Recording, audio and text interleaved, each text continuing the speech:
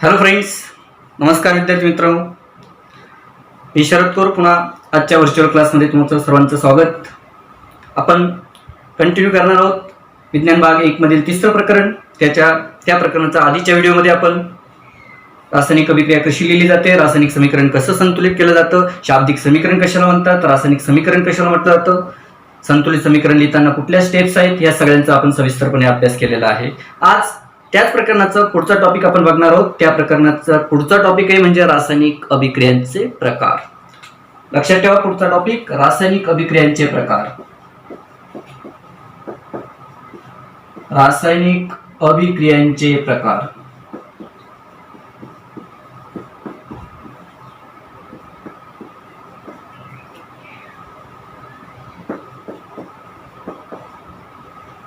रासायनिक अभिक्रियेचे जे प्रकाराविषयी तुम्ही 8वीला तोंडओळख करून घेतलेलेच आहे. रासायनिक अभिक्रियेचे जे काही 3-4 महत्त्वाचे किंवा मुख्य प्रकार आहेत ते मुख्य प्रकार तुम्ही बघितलेले आहेत. ते प्रकार पुन्हा ह्या वर्षी आपल्याला त्या मुख्य प्रकारांचे काही उपप्रकार आहेत, ते उपप्रकार आणि मुख्य प्रकार आपल्याला उदाहरणासह काय करायचे बघायचे. बघा, रासायनिक अभिक्रिया पहिला जो प्रकार आहे तो म्हणजे संयोग अभिक्रिया. संयोग अभिक्रिया. आता संयोग अभिक्रिया म्हणजे काय बघा. संयोग याच्या नावावरून लक्षात ठेवा मित्र, संयोग म्हणजे काय की ज्या रासायनिक अभिक्रियेमध्ये 2 किंवा अधिक घटक एकत्र येत असतात किंवा 2 किंवा अधिक उत्पादित अभिक्रियाकारके एकत्र येऊन तयार होणारा जो पैकी पदार्थ आहे तो एकच असेल तर त्याला आपण काय म्हणतो, संयोग अभिक्रिया होती. उदाहरणार्थ आपण A अधिक B आणि मिळणारा घटक जर काय असेल AB असेल. कालच्या व्हिडिओमध्ये आधीच्या व्हिडिओमध्ये आपण बघितलंय की रासायनिक अभिक्रियेमध्ये भाग घेणारे जे घटक असतात त्या घटकांना आपण अभिक्रियाकारके म्हणतो. या ठिकाणी अभिक्रियाकारके डाव्या बाजूला लिहिले जातात किंवा बाणाच्या आधी लिहिले जातात. या संयोग अभिक्रियेमध्ये बघा A आणि B हे 2 अभिक्रियाकारके आहेत, परंतु मिळणारा किंवा उजव्या बाजूला असलेला घटक हा उत्पादित आहे आणि उत्पादित एकच आहे. म्हणजे 2 अभिक्रियाकारकांपासून 2 किंवा अधिक अभिक्रियाकारकांपासून एकच उत्पादित मिळत असेल तर त्याला काय म्हणतात, संयोग अभिक्रिया.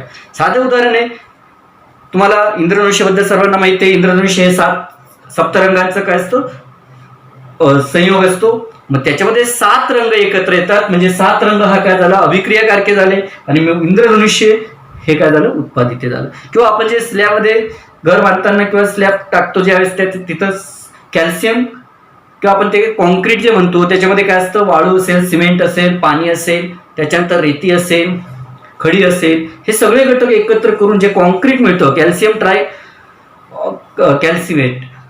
ट्रायऑक्सिलेट जे असतं ते आपल्याला या म्हणजे मिळणारं उत्पादित हे एकच मिळणार आहे. भाग घेणारे घटक भरपूर आहेत, वाळू आहे, खडी आहे, पाणी आहे, सिमेंट आहे, पण कॉन्क्रीट हा एकच घटक आपल्याला मिळत असतो, त्याला आपण संयोग अभिक्रिया असं म्हणतो. हेच आपण उदाहरण घेऊ. समजा आता माझ्याकडे मॅग्नेशियमचे एक फिलामेंट आहे किंवा मॅग्नेशियमची फीत आहे आणि मॅग्नेशियमची फीत मी काय केलं, त्याला उष्णता दिली म्हणजे मॅग्नेशियमचा मी ऑक्सिजनची काय केलं, संयोग घडून आणला. तर मिळणारं ती मॅग्नेशियमची फीत जळणार आहे, प्रखरतेने जळेल आणि मला मॅग्नेशियम किंवा त्या मॅग्नेशियम ऑक्साईडची पावडर मिळेल. याचा अर्थ बघा, हीच अभिक्रिया आपण काय करू, मॅग्नेशियम म्हणजे Mg, मी ऑक्सिजनच्या सानिध्यात तिचा संयोग केला, मला मिळालंय मॅग्नेशियम ऑक्साईड MgO. आता बघा, बाणाच्या आधी हे अभिक्रियाकारके झाले. किती अभिक्रियाकारके आहेत, 2 अभिक्रियाकारके आहेत. मिळणारं जो काही घटक आहे, मिळणारा जो नवीन पदार्थ आहे तो एकच आहे, उत्पादित आहे, म्हणून याला म्हणतात संयोग अभिक्रिया. अभिक्रियाकारके किती असो, मिळणारा घटक मात्र काय असला पाहिजे, एकच असला पाहिजे, त्याला आपण संयोग अभिक्रिया असं म्हणतो. सोपं उदाहरण आहे बघा. एखाद्या वेळेस ज्या तुम्ही कार्बन असेल, कार्बन ऑक्सिजन बरोबर त्याची अभिक्रिया केली, कार्बन डायऑक्साईड मिळेल. कॉपर असेल म्हणजे धातूंचे जेवढे धातूंचे जेव्हा आपण ऑक्सिजन बरोबर अभिक्रिया करत असतो त्यावेळेस त्या धातूंचे आपल्याला काय मिळतात, ऑक्साईड मिळतात. हे सुद्धा संयोग अभिक्रियेचाच प्रकार आहे. आता बघा, संयोग अभिक्रिया घडत असताना काही वेळेस उष्णता द्यावी लागते, काही वेळेस उष्णता म्हणजे ते अभिक्रियाकारके उष्णता शोषून घेतात किंवा अभिक्रियाकारकांमधून उष्णता काय केली जाते, बाहेर टाकली जाते. म्हणजे उष्णताचं जे प्रमाण आहे, उष्णता बाहेर टाकली जाते का उष्णता शोषून किंवा ग्रहण करून घेतली जाते, याच्यावरून संयोग अभिक्रियेचे पुन्हा 2 प्रकार पडतात. संयोग अभिक्रियेचे 2 प्रकार जे आहेत त्याच्यातला पहिला प्रकार आहे तो म्हणजे उष्माग्राही अभिक्रिया. उष्माग्राही. आणि दुसरा जो आहे तो म्हणजे उष्मादायी अभिक्रिया. तुम्हाला फरक स्पष्ट करण्यासाठी हा कडे घेऊ शकतो. उष्मादायी अभिक्रिया म्हणजे काय आणि उष्माग्राही अभिक्रिया म्हणजे काय. उष्माग्राही, ग्राही म्हणजे काय, ग्रहण केले जाणे, शोषून घेणे. ज्या संयोग अभिक्रियेमध्ये उष्णता शोषून घेतली जाते त्याला म्हणतात उष्माग्राही अभिक्रिया. ज्या संयोग अभिक्रियेमध्ये उष्णता बाहेर टाकली जाते त्याला म्हणतात उष्मादायी अभिक्रिया. म्हणजे तुम्हाला दोन्ही अभिक्रियांचा फरक स्पष्ट करण्यासाठी पहिला घटक तुम्हाला मिळेल दोघांच्या व्याख्या. तुम्हाला एमसीक्यू जो बहु पर्याय प्रश्न असतो त्याच्यामध्ये सुद्धा हा विचारला जाऊ शकतो. ज्या रासायनिक अभिक्रियेमध्ये किंवा ज्या संयोग अभिक्रियेमध्ये उष्णता ग्रहण केली जाते तिला डॅश डॅश अभिक्रिया असे म्हणतात. तर ते काय असणार आहे, ग्रहण केली जाते म्हणजे उष्माग्राही अभिक्रिया असेल, उष्णता बाहेर टाकली जाते म्हणजेच उष्मादायी अभिक्रिया असेल. पहिला घटक हा दोघांचे, पहिला पॉईंट हा दोघांचा व्याख्या आला पाहिजे. आता दुसरा घटक म्हणजे काय बघा, ज्यावेळेस उष्णग्राहीमध्ये उष्णता शोषून घेतली जाते म्हणजेच अभिक्रियाकारके जे असतील ते उष्णता शोषून घेतात म्हणजेच द्रावणाचं जे तापमान आहे ते तापमान कमी होतं. लक्षात ठेवा, उष्णता याच्यामध्ये उष्णता शोषून घेतली जाते म्हणून द्रावणाचे तापमान कमी होते. द्रावणाचे तापमान कमी होते कुठल्या अभिक्रियेमध्ये, उष्माग्राही अभिक्रियेमध्ये. इकडे मात्र काय होतं बघा, द्रावणाचे जे तापमान आहे, द्रावणाचे तापमान जास्त होते, जास्त होते. तिसरा जर विचार केला, तिसरा मुद्दा जर तुम्हाला लक्षात घ्यायचा असेल तर तिसरा मुद्दा काय सांगता येईल बघा, उष्माग्राही अभिक्रियेमध्ये उष्णतेचा उल्लेख अभिक्रियाकारकांच्या बाजूला केला जातो. उष्णतेचा उल्लेख जो आहे कुठे करतात, अभिक्रियाकारकांच्या बाजूला, अभिक्रियाकारकांच्या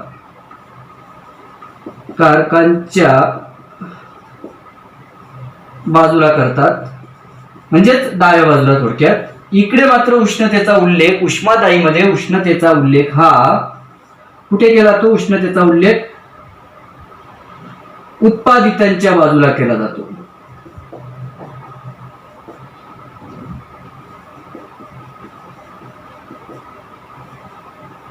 आणि चौथा बघा, तुम्हाला जर चौथा मुद्दा लिहायचा असेल तर दोघांची उदाहरणं लिहायची. आता उदाहरण काय करणार बघा, समजा तुमच्याकडे तुम्ही 1-2 ग्लास घेतले, त्या ग्लासमध्ये 100 ml पाणी घेतलेले. सुरुवातीला त्या दोन्ही ग्लास मधल्या पाण्याच्या तापमानाची तुम्ही नोंद केली. दोघे ग्लास मधल्या पाण्याचे तापमान जे आहे ते कसं असेल, समजा 20 अंश सेल्सिअस दोघे ग्लास मधल्या पाण्याचं तापमान नोंद आहे. पहिल्या याच्यात काय करा, त्याच्यात पोटॅशियम नायट्रेट जे असेल, पोटॅशियम नायट्रेटचे 2-3 खडे टाका किंवा 5 ग्रॅम पोटॅशियम नायट्रेट पहिल्या ग्लासमध्ये टाका. इकडे 5 ग्रॅम सोडियम हायड्रॉक्साईडचे खडे टाका, NaOH.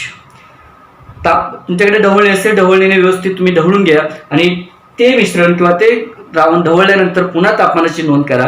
ज्या तापमानामध्ये किंवा ज्याच द्रावणामध्ये तुम्ही पोटॅशियम नायट्रेटचे खडे टाकलेले आहेत त्या द्रावणाचं तापमान कमी झालेलं आहे म्हणजेच पोटॅशियम नायट्रेटने काय केली, उष्णता ग्रहण केली.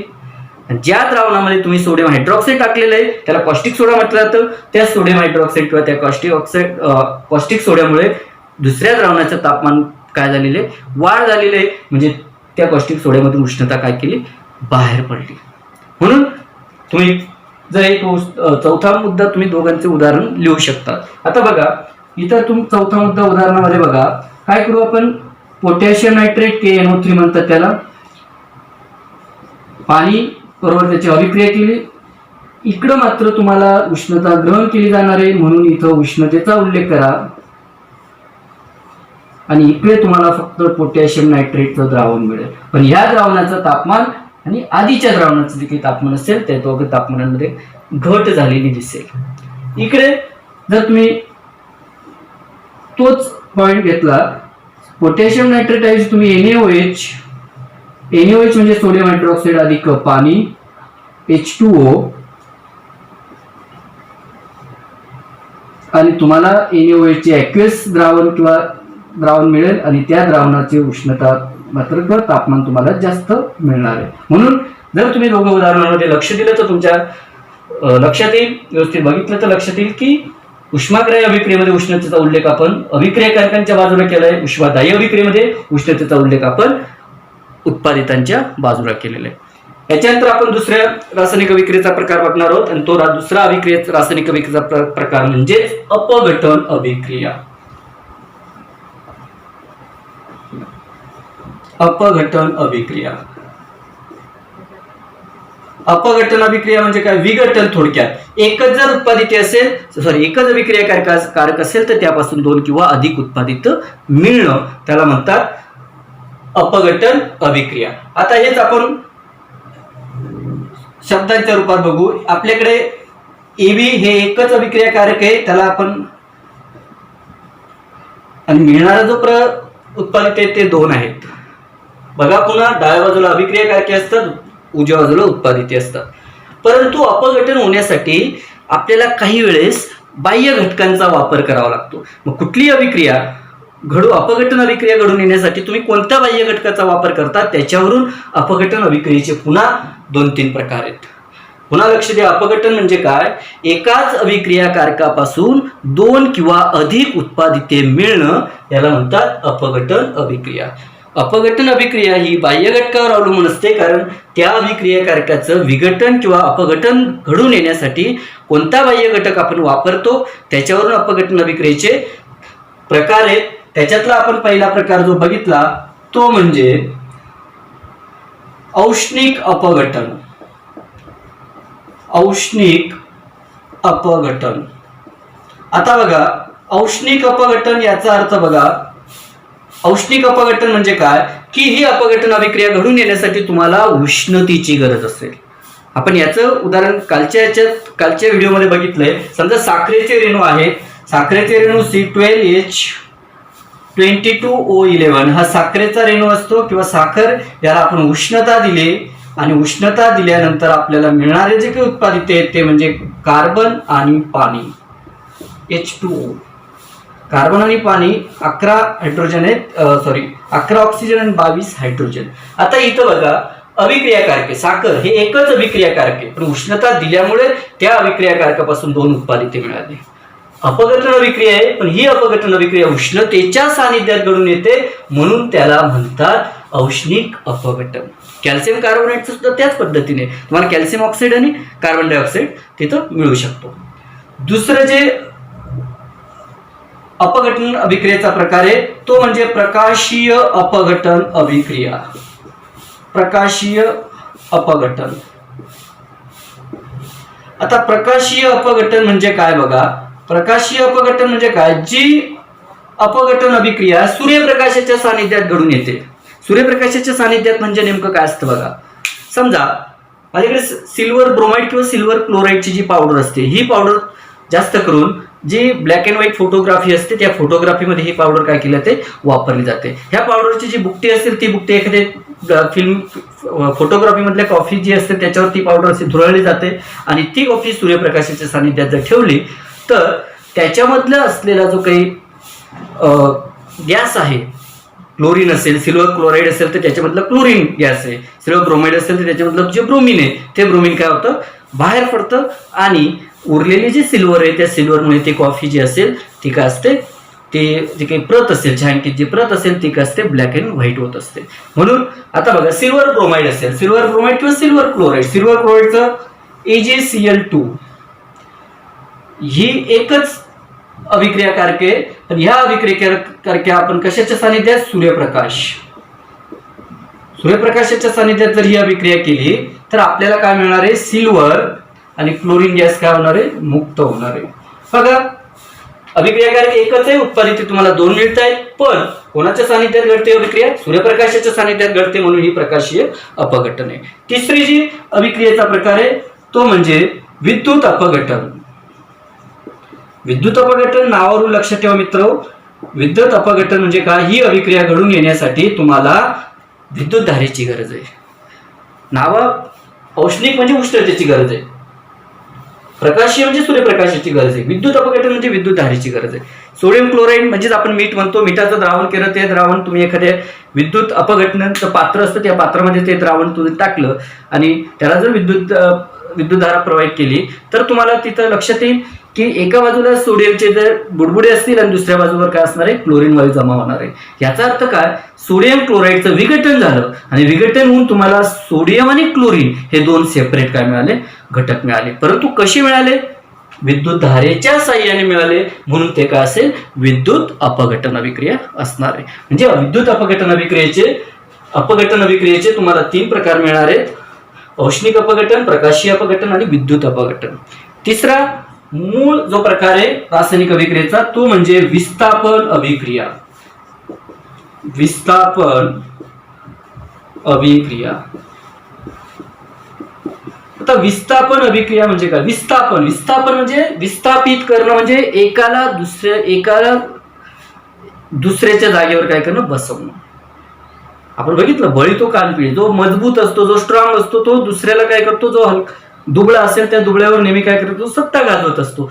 तीच क्रिया या ठिकाणी तुम्हाला विस्थापन अभिक्रियेमध्ये मिळून दिसणार आहे. परंतु विस्थापन अभिक्रियेमध्ये प्रत्येक मूलद्रव्याची जी काही अभिक्रियाशीलता श्रेणी आहे, कोणतं मूलद्रव्य किती क्रियाशील आहे याच्यावरून विस्थापन अभिक्रिया काय असते, ठरत असते, किंवा याच्यावर विस्थापन अभिक्रिया अवलंबून असते. अभिक्रिया किंवा मूलद्रव्यांची अभिक्रियाशीलता श्रेणीबद्दल तुम्हाला 8व्या प्रकरणामध्ये, ह्याच भागामधला 8वं जे विज्ञान भाग 1 मधलं 8वं जे प्रकरण आहे, त्या प्रकरणामध्ये तुम्हाला धातूच्या अभिक्रियशीलतेविषयी अतिशय सविस्तरपणे माहिती दिलेली आहे. आणि तिथं काय केलंय तुम्हाला, उच्च पासून कमी पर्यंत, म्हणजे जे उच्च क्रियाशील धातू आहे ते वरच्या क्रमांकावर आहेत, जे कमी क्रियाशील आणि जे निष्क्रिय आहेत ते सगळ्यात खालच्या क्रमांकावर आहेत. मग अभिक्रियाशीलते श्रेणीच्या याच्यावरून तुम्हाला विस्थापन अभिक्रिया काय ठरवता येत असते.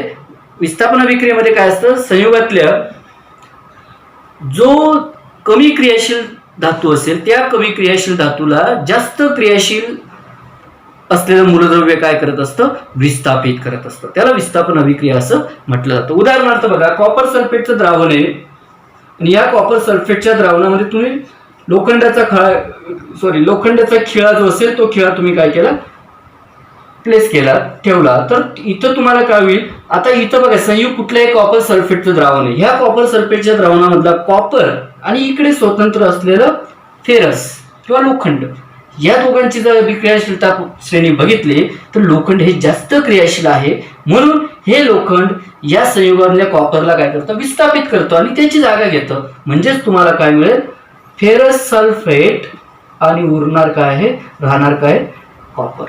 म्हणजे जे जास्त क्रियाशील मूलद्रव्य आहे ते संयुगातल्या कमी क्रियाशील असलेल्या मूलद्रव्याला विस्थापित करते, त्याला म्हणतात विस्थापन अभिक्रिया. तेच तुम्ही झिंकच्या बाबतीत लिहू शकता, तेच मी ॲल्युमिनियमच्या बाबतीत लिहू शकता. जे क्रियाशील आहेत ते कमी क्रियाशील असलेल्या मूलद्रव्याला काय करणार आहेत, संयुगातून विस्थापित करणार आहेत, काढून टाकणार आहेत, त्याला विस्थापन अभिक्रिया असं म्हटलं जातं. आणि रासायनिक अभिक्रियेचा चौथा मुख्य प्रकार जो आहे तो म्हणजे दुहेरी विस्थापन अभिक्रिया. दुहेरी विस्थापन अभिक्रिया. आता दुहेरी विस्थापन अभिक्रिया म्हणजे काय बघा, अभिक्रिया कारकांमधले जे अणू आहेत किंवा आयन आहेत, आयनांची देवाणघेवाण होत असते आणि देवाणघेवाण होऊन तिथं अवक्षेप जर मिळत असेल तर त्याला म्हणतात विस्थापन अभिक्रिया. एक मिनिट, आपण इथं या अभिक्रियेचं संक्षिप्त रूप लिहू. AB अधिक C बरोबर आपल्याला मिळणार आहे CB अधिक A.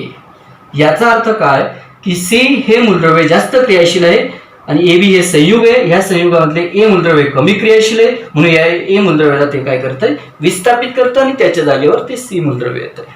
आता दुहेरी विस्थापन अभिक्रियेत बघा, AB अधिक CD आणि ह्या दोघांमध्ये आपल्याला मिळणार आहे AD अधिक CB. आता बघा, हे अभिक्रिया कारके इथं आहेत, ह्या अभिक्रिया कारकांमधल्या आयनांची देवाणघेवाण होणार आहे.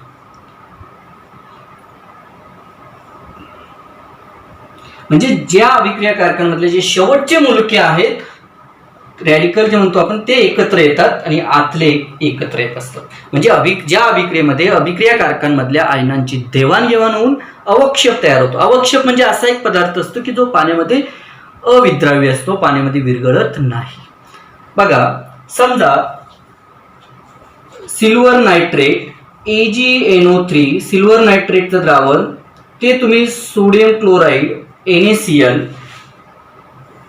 च्या द्रावणात दोघांची अभिक्रिया केली तर तुम्हाला मिळेल AgCl, सिल्वर क्लोराईड, आणि उरलेला घटक जो आहे NaNO3. नीट बघा, तुम्ही जर याचे गट केले, हा असणारे A, हा NO3 असेल B, हा Na असेल C, आणि हा Cl असणारे D. वरच्या याच्यात बघा आता आपल्याला काय मिळतोय AD. आता AD म्हणजे Ag आणि इकडे D म्हणजे Cl, म्हणजे आपल्याला हा AD काय मिळाला Cl, आणि CB म्हणजे NaNO3, म्हणजे याला म्हणतात सोडियम नायट्रेट. पण लक्षात ठेवा, पहिला जो घटक मिळत असतो किंवा शेवटच्या टोकाकडच्या आयनांची जी देवाणघेवाण होऊन जो तयार होणारा जो घटक असतो त्याला अवक्षेप असं म्हटलं जातं. आणि अवक्षेप हा नेहमी रासायनिक अभिक्रिया लिहिताना मी याचा उल्लेख केलेला आहे की अवक्षेप किंवा जो साकार तयार होत असेल तो खालच्या दिशेने बाणाने काय केला जातो, दर्शवला जातो. म्हणून आणि अवक्षेप हा नेहमी कुठला तयार होईल, जे टोकाकडचे घटक आहेत, मूलके आहेत, त्याच्यापासून अवक्षेप तयार होईल. म्हणून NaCl हा अवक्षेप आहे आणि तो अवक्षेप आपण काय केला, या बाणाने दर्शवला. अशा पद्धतीने रासायनिक अभिक्रियेचे हे 4 मुख्य प्रकार आहेत. त्याच्यातला पहिला संयोग अभिक्रिया आहे. संयोग अभिक्रियेचे पुन्हा 2 घटक असतात, उष्णता ग्रहण होते का उष्णता बाहेर पडते याच्यावरून उष्मादायी आणि उष्माग्राह्य. त्याच्यानंतर अपघटन अभिक्रिया, कुठल्या घटकांची गरज आहे ती घडवून येण्यासाठी, त्याच्यावरून औष्णिक अपघटन, प्रकाशीय अपघटन, विद्युत अपघटन आहे. तिसरा प्रकार आहे विस्थापन अभिक्रिया, आणि चौथा दुहेरी विस्थापन अभिक्रिया. याच्यानंतरही काही रासायनिक अभिक्रियेचे वेगवेगळे प्रकार आहेत. पुढच्या व्हिडिओमध्ये, पुढच्या व्हर्च्युअल क्लासमध्ये आपण त्याच्याविषयी माहिती घेणार आहोत. धन्यवाद.